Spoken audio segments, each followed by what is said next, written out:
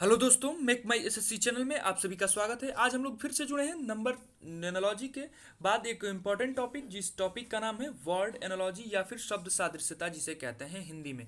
शब्द सादृश्यता का आज पार्ट 5 है। इससे पहले हमने शब्द सादृश्यता पर 4 वीडियोस बनाई है, जिसकी लिंक आपको हम इस वीडियो के डिस्क्रिप्शन में प्रोवाइड कर रहे हैं।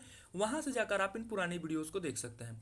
वर्ड एनालॉजी से पहले हम नंबर एनालॉजी डिस्कस किया है, जिसकी भी लिंक हमने इस वीडियो के डिस्क्रिप्शन में आपको प्रोवाइड कर दी है। वहां से जाकर आप इन पुरानी वीडियोस को देख सकते हैं। तो चलिए देखते हैं कंप्लीट रीजनिंग के सीरीज में आज के वर्ड एनालॉजी के कुछ आगे के प्रश्नों को। जो प्रश्न आपके सामने दिया गया है, यहाँ देखिए क्वेश्चन नंबर 41 से शुरू करते हैं। आपके सामने दिया गया है क्वेश्चन नंबर 41। बताइए इस क्वेश्चन का सोल्यूशन हम कैसे करेंगे और इस क्वेश्चन का पैटर्न क्या होगा। और इस जो क्वेश्चन आपका पूछा गया एसएससी स्टेनोग्राफर के एग्जाम में पूछा गया 13 सितंबर 2017 को, ठीक है। अब बताइए इस क्वेश्चन का करेक्ट आंसर क्या होगा। यहाँ देखिए दूध को आपका कंबाइन किया गया है किससे, लीटर से। मतलब आप दूध को किससे मापते हैं, दूध को आप लीटर में मापेंगे। तो हम आप आम को आप किससे मापेंगे, तो इसमें तो आपका कोई कंफ्यूजन नहीं होगा। पीला से आप मापेंगे नहीं, गर्मी से आप मापेंगे नहीं, सेंटीमीटर से तो आप माप नहीं सकते। तो ऑप्शन संख्या बी इस क्वेश्चन का करेक्ट आंसर होगा। 41 का बी। आम को आप किससे मापेंगे, किलोग्राम से। तो पार्ट सेकंड को हमने कैसे कंबाइन किया, जिस प्रकार दूध को लीटर से मापते हैं उसी प्रकार आम को हम किससे मापेंगे, किलोग्राम से, ठीक है। तो चलिए आगे के प्रश्नों की तरफ बढ़ते हैं। क्वेश्चन नंबर 42 आपके सामने है, ठीक है। अब बताइए इस क्वेश्चन का करेक्ट आंसर क्या होगा। और ये आपका क्वेश्चन पूछा गया एसएससी ऑनलाइन स्टेनोग्राफर के एग्जाम में 14 सितंबर 2017 फर्स्ट पाली में जो एग्जाम हुए थे उसमें ये क्वेश्चन आपका पूछा गया था, ठीक है।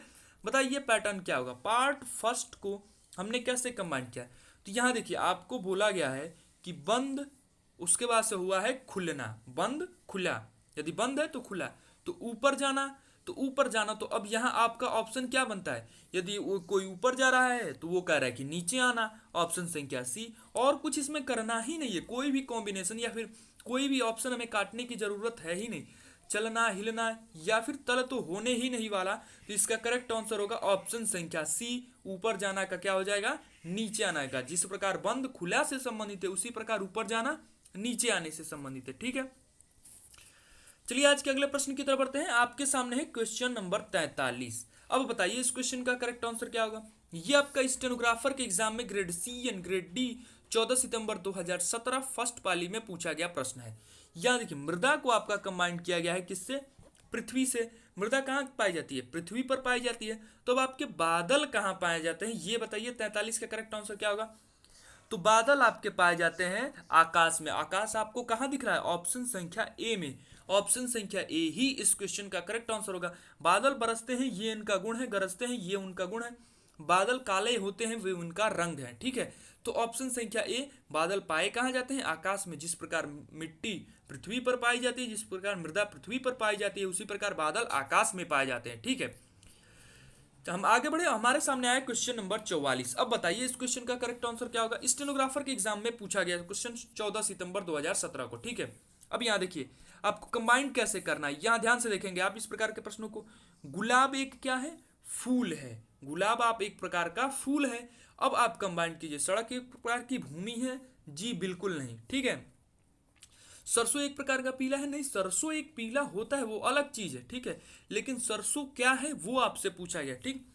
बगीचा क्या पौधे हैं, जी बिल्कुल नहीं, बगीचे में कुछ पौधे हो सकते हैं, ठीक है।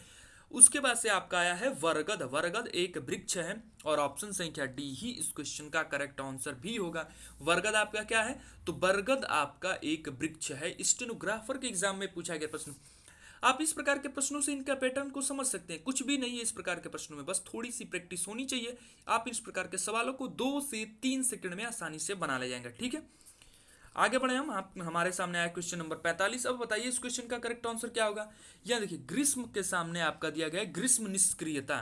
तो शीत के सामने आपका क्या होगा, 45 से करेक्ट आंसर बताइए। देखिए ग्रीष्म के सामने ग्रीष्म निष्क्रियता दी गई है, तो अब शीत के सामने शीत निष्क्रियता ही होगी, और कुछ तो बनने वाला है नहीं। ऑप्शन संख्या बी। जिस प्रकार हमने फर्स्ट पार्ट को कंबाइन किया उसी प्रकार सेकंड पार्ट को कंबाइन किया। देखिए इससे पहले हमने जितने भी प्रश्न किए उस हमने विस्तृत पैटर्न पर डिस्कस किया, सबका हमने एक सीरीज डिस्कस किया, उसके एक एक ऑप्शंस के साथ हमने डिस्कस किया है। आज पार्ट 5 है, इसमें हम थोड़े फास्ट बढ़ेंगे और जल्दी जल्दी प्रश्नों को करेंगे। देखिए यदि आपका शीत यदि आपका दिया गया है तो शीत के साथ क्या गुप्त भंडार आप कंबाइन कर पाएंगे, नहीं कर पाएंगे। उत्तर जीवन नहीं कर पाएंगे। ना आप गुप्त भंडार कंबाइन कर पाए, ना उत्तर जीवन, ना सक्रियण, तो यहाँ सिर्फ शीत निष्क्रियता ही इसका करेक्ट आंसर होगा।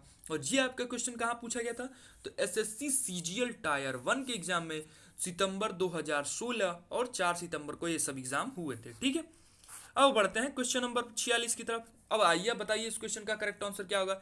यहाँ देखिए फर्स्ट पार्ट में आपको उल्लू को कंबाइंड किया है किससे, चीखने से, तो मुर्गी आपकी क्या करेगी। अब बताइए पार्ट सेकंड में आप क्या भरेंगे, उल्लू चीखता है, मुर्गी क्या करती है। अब ये आपका क्वेश्चन कब पूछा गया था, तो ध्यान से देखेंगे इस प्रश्न को, क्योंकि ये मोस्ट इंपॉर्टेंट प्रश्न है, एसएससी सीजीएल का प्रश्न है, टायर 1 का, 2 सितंबर 2016 फर्स्ट पाली में ये क्वेश्चन आपके पूछे गए थे। तो मुर्गी आपकी यहाँ क्या करेगी बताइए, 46 का करेक्ट आंसर, चींची करेगी, तो चींची नहीं करेगी। यहाँ क्या कुटुरगु गुटुरगु, ये भी नहीं करेगी, कुकू ये भी नहीं करेगी, क्योंकि कुकू कोयल का कार्य होता है। ठीक है, तो मुर्गी का आवाज क्या होता है, कुकड़ू कू करना या फिर कुड़कुड़ाना, और ऑप्शन संख्या बी ही इस क्वेश्चन का करेक्ट आंसर होगा। प्रश्न संख्या 46 का करेक्ट आंसर क्या हो जाएगा, ऑप्शन संख्या बी। तो ये आप देख सकते हैं कि एसएससी सीजीएल के प्रश्न बिल्कुल हल्के पैटर्न के। यदि आपकी इस प्रकार के प्रश्नों की थोड़ी सी प्रैक्टिस है तो आप इस प्रकार के प्रश्नों को 2 से 3 सेकंड में आसानी से बना ले जाएंगे। कुछ भी नहीं है इस प्रकार के प्रश्नों को, बस आपको बढ़िया प्रश्नों की प्रैक्टिस करनी है। और बढ़िया प्रश्नों का मानक क्या होता है, तो बढ़िया प्रश्नों का मानक आपका एसएससी का प्रीवियस ईयर क्वेश्चन होते हैं। आप फालतू के प्रश्न प्रैक्टिस नहीं करेंगे, जो पैटर्न एग्जाम में आता ही नहीं है, कभी आया ही नहीं है, वो आएगा कि नहीं आएगा कोई नहीं जानता। ठीक है, लेकिन जो प्रश्न एग्जाम में पूछे गए हैं वो तो आएंगे, ये आपका पैटर्न फिक्स है। ठीक है, तो चलिए हम आ गए अब आपके क्वेश्चन नंबर 47 पर। बताइए इस क्वेश्चन का करेक्ट आंसर क्या होगा। ठीक, कोशिका को आपका कंबाइंड किया गया है कोशिका विज्ञान से, तो पक्षी आपका किससे कंबाइंड होगा, क्या पक्षी हम दंत विज्ञान से कंबाइंड करेंगे। और देखिए क्वेश्चन आपका कब का है, तो एसएससी सीजीएल का ये क्वेश्चन है आपका 3 सितंबर 2017 फर्स्ट पाली का ये क्वेश्चन है। कोशिका को आपने कंबाइंड किया है कोशिका विज्ञान से, पक्षी को आप किससे कंबाइंड करेंगे, दंत विज्ञान से, हो ही नहीं सकता। कवक विज्ञान से सवाल ही नहीं पैदा होता। उसके बाद से पक्षी विज्ञान आपका हो सकता है, व्युत्पत्ति विज्ञान नहीं होगा, क्योंकि व्युत्पत्ति विज्ञान में हम छोटे छोटे जानवरों या फिर अन्य क्रिएचर्स के बारे में हम पढ़ते हैं वहाँ। ठीक है, तो पक्षी का आपके क्या हो जाएगा, पक्षी विज्ञान। जिस प्रकार कोशिका हम कोशिका विज्ञान के अंतर्गत पढ़ते हैं, उसी प्रकार पक्षियों का अध्ययन हम पक्षी विज्ञान के अंतर्गत करते हैं। और देखिए आपका बिल्कुल हल्के पैटर्न का क्वेश्चन है, सीजीएल का प्रश्न है, टायर 1 का, 2016 में जो प्रश्न हुए एग्जाम हुए थे। ठीक है, यहाँ देखिए अब हम आ गए क्वेश्चन नंबर 49 की तरफ। अब बताइए इस क्वेश्चन का करेक्ट आंसर क्या होगा। यहाँ देखिए तारा को कंबाइंड आपका किससे किया गया है, तो तारा को यहाँ दूरबीन से कंबाइंड किया गया है। ठीक है, कोई कंफ्यूजन नहीं होनी चाहिए। अब आप आगे बढ़िए, अब आप जहाज को कंबाइंड कीजिए। ठीक है, यहाँ पैटर्न हम बना कैसे नहीं, यहाँ देखिए तारा को हम देखते किससे हैं, दूरबीन से देखते हैं। अब जहाज को हम किससे देखते हैं ये आप बताइए। तो जहाज को हम सूक्ष्मदर्शी से नहीं देखते हैं, ये जायरोस्कोप नहीं देखते हैं, डेक इसको हम जहाज को दूर से, जहाज कोई जा रही है उसको देखने के लिए हम किसका प्रयोग करते हैं, तो उसके लिए हम परिदर्शी का प्रयोग करते हैं। और ये मोस्ट इंपॉर्टेंट आपका प्रश्न है, और ये क्वेश्चन आपका एसएससी सीजीएल के एग्जाम 9 सितंबर 2016 थर्ड पाली में पूछा गया था, मोस्ट इंपॉर्टेंट प्रश्नों में से एक। ठीक है, हम आगे आज के 49 नंबर प्रश्न की तरफ। आपके सामने दिया गया क्वेश्चन नंबर 49। अब बताइए इस क्वेश्चन का करेक्ट आंसर क्या होगा। ये भी एसएससी सीजीएल का क्वेश्चन है, 31 अगस्त 2016 थर्ड पाली का यह प्रश्न है। बताइए करेक्ट आंसर क्या होगा। यहाँ देखिए मुद्रा से आपका क्या निर्मित होता है, तो मुद्रा आपके टकसाल में निर्मित होती है। अब आपका ईंट का निर्माण कहाँ होता है, तो ईंट तो आपके भट्टी में ही निर्माण की जाएगी। 49 का करेक्ट आंसर क्या हो जाएगा, ऑप्शन संख्या ए, ईंट का निर्माण भट्टी घर में होता है। ढिलाई घर नहीं होगा, पूंजी नहीं होगा, सीमेंट्री नहीं होगा। ईंट का निर्माण आप कहाँ करते हैं, तो ईंट का निर्माण आप भट्टी में करते हैं। एसएससी सीजीएल का मोस्ट इंपॉर्टेंट प्रश्न, थोड़ी सी प्रैक्टिस की जरूरत है बस आपको। ठीक है, आज का अंतिम प्रश्न क्वेश्चन नंबर 50, उद्देशिका को कंबाइन किया गया संविधान से। देखिए संविधान शुरू होने से पहले उसकी एक उद्देशिका दी जाती है। उद्देशिका से मतलब आप उसके प्रस्तावना से समझ सकते हैं, लेकिन प्रस्तावना कोई सेंस नहीं बनता है कि संविधान के शुरू में वाले पृष्ठ पर उसकी उद्देशिका दी गई कि संविधान के अंतर्गत है क्या, या फिर संविधान को हम किसके अनुसार मानते हैं या फिर चलेंगे। ठीक, तो अब यहाँ देखिए शब्द, शब्दकोश, विषय वस्तु, पत्रिका, स्पष्टीकरण, कविता, तो ये देखिए ये सब तो गलत हो गया। लेकिन यहाँ देखिए जो हमें मिल रहा है प्रस्तावना। प्रस्तावना पुस्तक, जिस प्रकार प्रस्तावना पुस्तक के पहले दी जाती है उसी प्रकार हमारे संविधान से पहले क्या दी गई है, उद्देशिका। और ये मोस्ट इंपॉर्टेंट प्रश्न में से एक है, ये आपका पॉलिटी में भी क्वेश्चन पूछा जा चुका है। और ये क्वेश्चन आपका है एसएससी सीजीएल 6 सितंबर 2016 फर्स्ट पाली का। तो उम्मीद करते हैं ये सभी प्रश्न आपको समझ में आएंगे। यदि ये सभी प्रश्न आपको समझ में आए तो इस प्रकार के आगे के प्रश्नों के लिए हमारे साथ जुड़े रहें, हम आपको इस प्रकार के प्रश्न प्रोवाइड करते हैं। तो चलिए आज का सेशन यहीं पे समाप्त करते हैं।